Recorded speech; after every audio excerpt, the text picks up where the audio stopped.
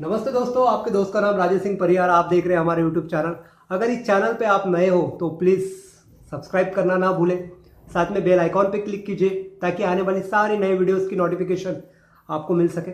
So friends, आज हमारा topic है महाराणा प्रताप जी की जीवन गाथा, जिनका नाम लेते ही रोंगटे खड़े हो जाते हैं। जिनका नाम लेते ही रोंगटे खड़े हो जाते हैं, ऐसे इंसान के बारे में आज मैं बताने जा रहा हूँ। तो दोस्तों, मैं अपने आप को बहुत प्राउड फील कर रहा हूँ क्योंकि पहली बार मैंने उनके बारे में इतना सुना, समझा और आपके साथ में शेयर कर रहा हूँ। तो मेरा चैलेंज है, अगर आप उस इंसान की बायोग्राफी पढ़ लेंगे तो आप भी उस इंसान के दीवाने हो जाएंगे। किसी ने क्या खूब लिखा है, गिरा जहाँ रक्त वहाँ का पत्थर पत्थर जिंदा है। अरे जिस्म नहीं तो क्या हुआ, नाम का एक एक अक्षर जिंदा है। नाम का एक एक अक्षर जिंदा है।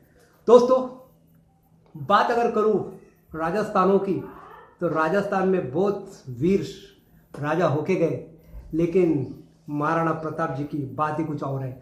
सो फ्रेंड्स, राजस्थान में एक कहावत है, जननी जने तो नरकासुर, जननी जने तो नरकासुर, नहीं तो रहे बांझ, काय गवाए अपना रूप। सो फ्रेंड्स, राणा जी का जन्म हुआ 9 मई 1540 में मेवाड़ के कुंभलगढ़ में, राणा उदय सिंह के घर और माता जयवंता बाई के घर। जैसे जैसे महाराणा जी बड़े हुए वैसे वैसे उन्होंने सारी विद्या प्रगत कर ली। पराक्रमी थे, शूर थे, निष्ठावान थे, सारी क्वालिटी जो बताई जाती है सारी क्वालिटीज उनमें थी। लेकिन दोस्तों, हुआ कुछ और, क्योंकि राणा उदय सिंह जो है उनके पिताजी थे, उनके और भी पत्नियां थी और हर पत्नी की इच्छा थी कि उनका बेटा ही राजगादी पे बैठे। सो फ्रेंड्स, वैसा ही हुआ, राजगादी मिली जगमल को। सो फ्रेंड्स, जगमल इतना परिपक्व नहीं था तो नहीं संभाल पाया और हमारे महाराणा प्रताप जी को उन्होंने निकाल दिया। सो फ्रेंड्स, तभी महाराणा प्रताप जी ने प्रतिज्ञा ली, जब तक मेरा मेवाड़ मैं आज़ाद नहीं करूँगा तब तक मैं अन्न का एक दाना भी मल में नहीं खाऊंगा, तब तक मैं चैन की नींद नहीं सोऊंगा। सो फ्रेंड्स, वैसा ही हुआ। उनके जीवन के आखिरी अंश तक वो सिर्फ और सिर्फ मेवाड़ की आज़ादी के लिए लड़ते रहे।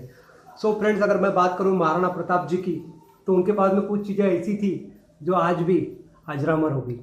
वो कहते हैं ना भूतो ना भविष्य थी, न कल हुआ न आने वाले दिनों में होगा। ऐसे हमारे महाराणा प्रताप जी। अगर महाराणा प्रताप जी की अगर बात करूं तो 7.5 फीट उनकी ऊंचाई थी, 110 किलो उनका वजन था, 70 किलो का कवच लेके वो चलते थे। उनकी अगर तलवार की बात करूं तो 10 किलो की एक तलवार थी। और दोस्तों, ऐसा कोई वीर पैदा नहीं हुआ जो एक मैन में 2 तलवार रखता था। तो हमारे महाराणा प्रताप जी एक मैन में 2 तलवार रखते थे। बात करूं उनके भाले की तो 86 किलो का भाला था। कुल मिला के अगर बात करूं तो 206 से लेकर 208 किलो तक सारी चीज़ें थी। और दोस्तों, जब युद्ध करना पड़ता था तो पूरा पूरा दिन ये सारा होते हुए वो युद्ध करते थे। तो सोचो कैसे होंगे महाराणा प्रताप जी। और दोस्तों, उनके बाद में 2 चीज़ें ऐसी थी जिसका मैं जिक्र करना चाहूँगा, एक घोड़ा चेतक और दूसरा हाथी राम प्रसाद। इनको भी इतिहास में लिखा गया है, इनको भी गर्व किया गया है। अगर बात करूं हल्दी घाटी की युद्ध की 1576 की, तो दोस्तों इस समय चेतक ने बहुत बड़ी भूमिका निभाई है। चेतक को अपना बच्चा समझते थे। और दोस्तों, जब चेतक ने देखा कि अभी महाराणा प्रताप अकेले पड़ गए और धाराशायी होने के मार्ग पे, तब चेतक वहाँ से निकला अपने मालक को लेके। लेकिन दोस्तों, उस वक्त उसके पैर में एक पैर कट गया था और दोस्तों 3 पैरों पे दौड़ते दौड़ते दौड़ते दौड़ते दौड़ते अपने मालक को ऐसी जगह लेके जाना चाहता था जो सुरक्षित है। लेकिन टूटा हुआ पैर लेके दौड़ना, पैरों में से रक्त बह रहा है फिर भी दौड़ रहा है, क्यों? कि अपने मालक की जान बचानी है। तो दोस्तों, बीच में 26 फीट से लेकर 28 फीट का एक नाला आता है और दोस्तों सैल्यूट चेतक को, वो नाला को क्रॉस करके उधर सिक्योर कर देते, सुरक्षित कर देते महाराणा जी को और अपनी जान गंवा बैठे। दोस्तों ऐसे महाराणा प्रताप जी का चरित्र को भी मैं सैल्यूट करूंगा। उसके बाद में अगर मैं बात करूं उनके हाथी की, राम प्रसाद जी की, तो एक में हाथी ऐसा था जो हल्दी घाटी के युद्ध में एक ही हाथी ने 8 हाथियों को मारा और साथ में कितने तो भी घोड़ों की जान ली। तो दोस्तों अकबर चाहता था कि ये हाथी मेरा हो और दोस्तों उसने एक ऐसा चक्रव्यूह बनाया जिसमें उसने हाथी को अपने कब्जे में कर लिया। और दोस्तों जब वो अपने महल लेके गया तब सैल्यूट उस हाथी को भी कहना चाहूँगा, उस हाथी को वो अपना नहीं बना पाया। उस हाथी को जो खाने को चाहिए वो खाने को दिया, वो पीने को दिया, लेकिन उस हाथी ने अन्न का और पानी का एक अंश भी ग्रहण नहीं किया दोस्तों 28 दिन तक के, और आखिरी कमजोरी में आके जान गंवा दी। तब अकबर जी को समझ में आ गया एक जानवर का सर मैं अगर झुका नहीं पाया तो महाराणा प्रताप जी का सर कहाँ से झुका पाऊंगा। दोस्तों ये होती है। दोस्तों दूसरी बात करूं, उनके साथ में जो सेना थी वो थी भीलों की सेना।